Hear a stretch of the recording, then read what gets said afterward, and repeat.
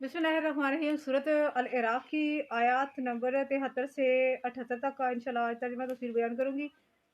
Let's see कि आज की डेट में कंप्लीट होती है वीडियो या नहीं, वरना इसकी दो किस्तें होंगी इंशाल्लाह, बकिया कल कल कंप्लीट हो जाएगी।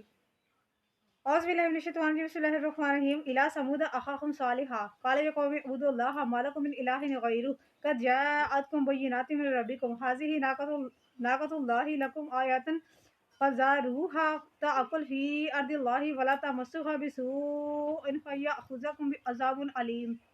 वज़्कुरू इज़ जअलकुम खुलफ़ाअ मिन बअदि आदिन व बव्वअकुम वल अर्दि तत्तख़िज़ून मिन सुहूलिहा क़ुसूरन व तनहितूनल जिबाला बुयूता फ़ज़्कुरू आला अल्लाहि वला तअसौ फ़िल अर्दि मुफ़्सिदीन।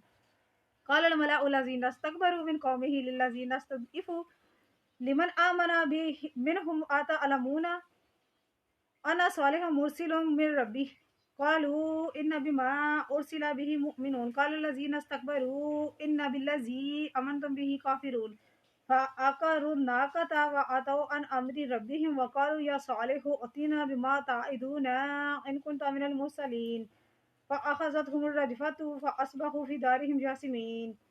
और समूद की तरफ इनके भाई सालेह अलैहिस्सलाम को भेजा। आपने कहा है मेरी कौम इबादत करो अल्लाह ताला की, नहीं तुम्हारा कोई मबूद उसके सिवा। बेशक आ चुकी तुम्हारे पास रोशन दलील तुम्हारे रब की तरफ से, ये अल्लाह की ऊँटनी है, तुम्हारे लिए निशानी है। बस छोड़ दो इसको, खाती भी रहे अल्लाह की जमीन में, और ना हाथ लगाओ इसे बुराई से, वरना पकड़ लेगा तुम्हें दर्दनाक अजाब। और याद करो जब अल्लाह ताला ने बनाया तुम्हें जानशीन आद के बाद और ठिकाना दिया तुम्हें जमीन में, तुम बनाते हो इसके मैदानी इलाकों में आलीशान महल और तराशते हो पहाड़ों में मकानात। बस याद करो अल्लाह की नेमतों को और ना फिरो जमीन में फसाद बर्पा करते हुए।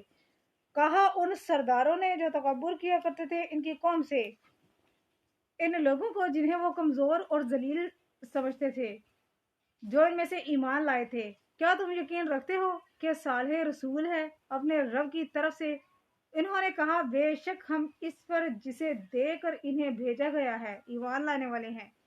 कहने लगे वो लोग जो तकब्बुर किया करते थे कि हम तो इस चीज के जिस पर तुम ईमान लाए हो मुनकर हैं। बस इन्होंने कूंचे काट डाली उस ऊँटनी की, और इन्होंने सरकशी की अपने रब के हुक्म से, और कहा ए सालेह ले आओ हम पर अजाब जिसका तुम हमसे वादा करते हो, अगर तुम अल्लाह के रसूलों में से हो तो। फिर आ लिया इन्हें जलजले के झटकों ने, तो सुबह के वक्त वो अपने घरों में मुंह के बल गिर पड़े थे। अल्लाहु अकबर। सारा कुछ आयत करीमा से ही क्लियर है। डिटेल के साथ मैं आपको बताती हूँ कि ये किन लोगों ने किस वजह से वो ऊँटनी को मारा था, और अल्लाह ताला ने इनको इनकी आंखों के सामने किस तरह मुआजिज़ा दिखाया कि एक चट्टान से ऊँटनी निकली, साथ उसके बच्चा था। समूद का सिलसिला नस्ब ये है, समूद बिन आसिर बिन इरम बिन साम बिन नूह। आप जो दीस बिन आसिर के भाई हैं, इसी तरह कबीला तिस्म भी। इन तमाम कबाइल का ताल्लुक अरब अरबा से मुराद है कदीम, यानी कि पुराना जो अरब है, जो हजरत इब्राहीम अलैहिस्सलाम से पहले हुए। कौम समूद कौम आद के बाद हुई। हजाज और शाम के दरमियान वादी कुर्रा और इनके इतराक तक इनके मसाकिन मशहूर हैं। नबी करीम सल्लल्लाहु अलैहि वसल्लम सन 9 हिजरी को तबूक जाते हुए इनके दयार और मसाकिन पर से गुजरे। गौर से सुनिएगा। हजरत इब्ने उमर रजी अल्लाह ताला अन्हुमा से रिवायत है, जब रसूलुल्लाह सल्लल्लाहु अलैहि वसल्लम अपने असहाब समेत यहाँ ठहरे तो आपने समूद की हिज्र नामी बस्ती में कयाम किया। लोगों ने इन चश्मों में से पानी पिया जिनसे कौम समूद पीती थी। इसी पानी से आटा गूंधा और यही पानी हांडियों में डाला। तो सरकार वाला मोहम्मद मुस्तफा सल्लल्लाहु अलैहि वसल्लम ने हुक्म दिया कि हांडियां बहा दो और गूंधा हुआ आटा ऊंटों को खिला दो। फिर आप सर अपने सहाबा समेत कूच करके इस चश्मे पर उतरे जहां से नाका समूद पानी पीती थी। सरकार पाक सल्लल्लाहु अलैहि वसल्लम ने इस कौम के पास जाने से मना फरमा दिया जिन पर अल्लाह का कहर नाजिल हुआ। आपने फरमाया मुझे अंदेशा है कि कहीं कौम समूद की तरह तुम भी मुब्तलाए आजाब ना हो जाओ, इसलिए इन पर दाखिल ना होना। एक और रिवायत में है आपने हिजर के मुकाम पर यह फरमाया था اس عذاب رسیدہ قوم کے پاس سے نہ گزرنا مگر روتے ہوئے گزرنا. اگر مجبوری ہو تو روتے ہوئے گزرنا. اگر رو نہیں سکتے تو ان پر داخل ہی نہ ہونا. اگر تمہیں رونا نہیں آتا نا تو گزرنا ہی نہ وہاں سے. کتنی یہ شرطیں ہیں. ورنہ تم بھی ان جیسے عذاب کا شکار ہو جاؤ گے. مسند احمد میں غزوہ تبوک کو جاتے ہوئے لوگ تیزی سے اہل ہجر کی طرف روانہ ہوئے تاکہ وہاں قیام کریں.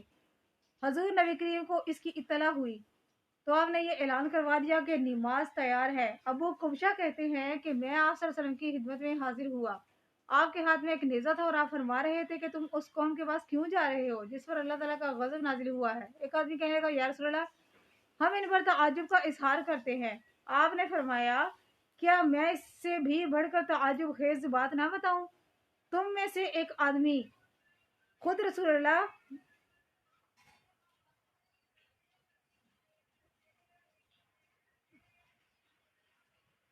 ان میں سے ایک آدمی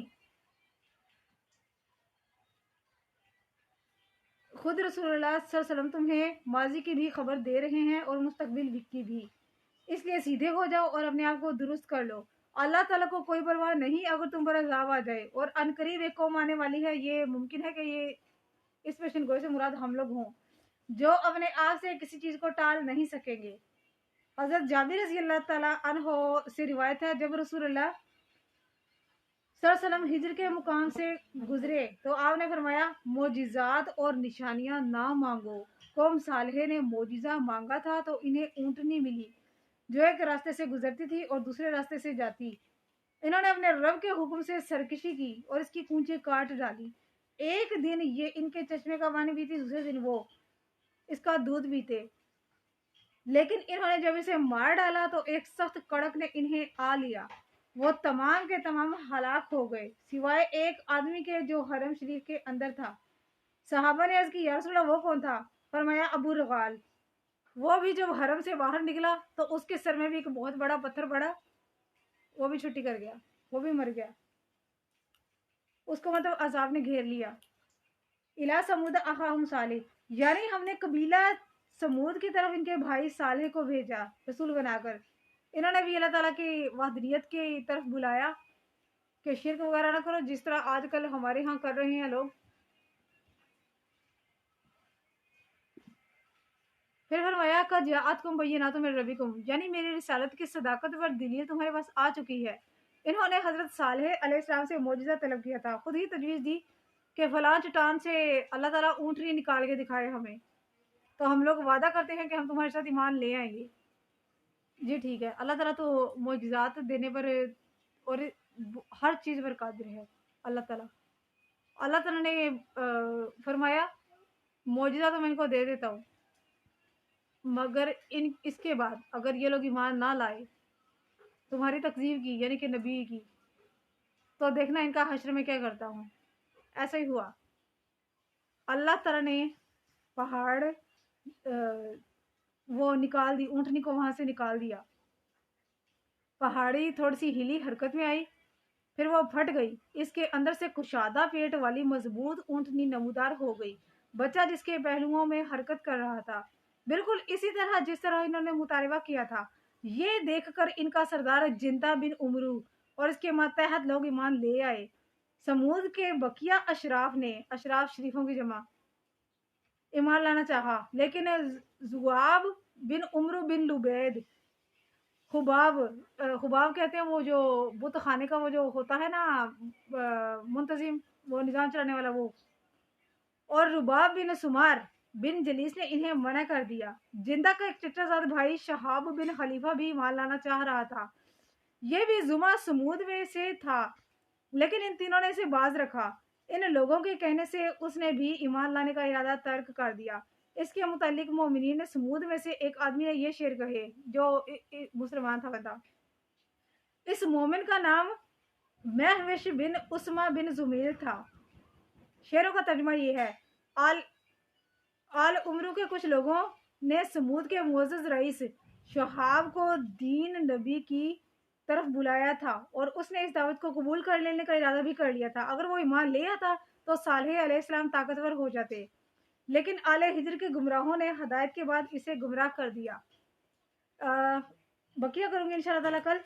یہ تھی میری آج کی ویڈیو، صدقہ جاریہ کے لیے اسے شیئر کر دیجیے گا۔ باقی انٹرسٹنگ واقعہ جو ان لڑکیوں کی خوبصورتی وغیرہ تھی، جس طرح کے وہ کپڑے پہنتی تھی، یہ بتاؤں گی میں آپ کو انشاءاللہ کل۔ صدقہ جاریہ کے لیے اسے شیئر کر دیجیے گا۔